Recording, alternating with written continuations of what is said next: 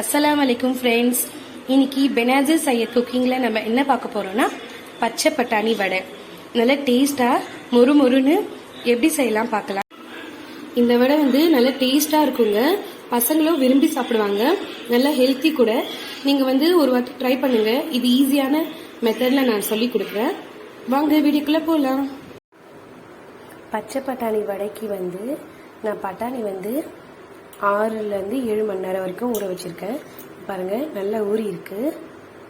Next பொடியா நறுக்கின வெங்காயம், கொத்தமல்லி, கருவேப்பிலை, வரமிளகாய், பச்சை மிளகாய், சோம்பு, பூண்டு, இஞ்சி இதெல்லாம் சேர்த்து நம்ம பட்டாணி வடை எப்படி பார்க்கலாம் வாங்க.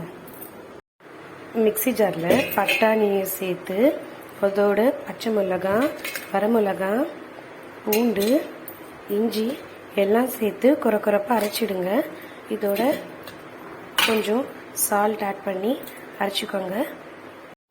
நம்ம அரைச்ச பட்டாணி பருப்பு விழுது ரெடி ஆயிடுச்சு. அதோட வெங்காயமும் கொத்தமல்லி கருவேப்பிலை கட் பண்ணி வச்சிருக்கிறது ஆட் பண்ணிக்கோங்க.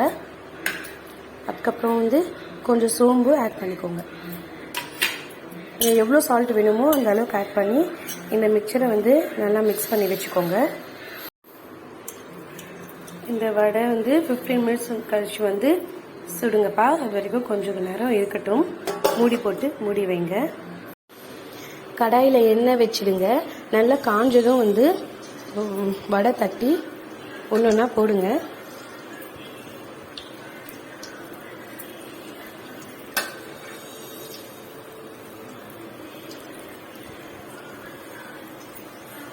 நல்லா கோல்டன் ஆகுற வரைக்கும் நல்லா பொரிச்சு எடுங்க.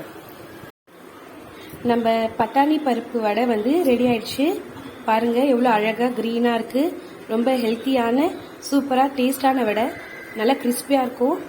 பாருங்க எவ்வளோ மொறுமொறுன்னு இருக்கு. இந்த மாதிரி நீங்களும் வீட்டில் ட்ரை பண்ணி பாருங்க. எப்படி இருக்கு கமெண்ட்ல சொல்லுங்க. சேனலை சப்ஸ்கிரைப் பண்ணுங்க, ஷேர் பண்ணுங்க. பாய்.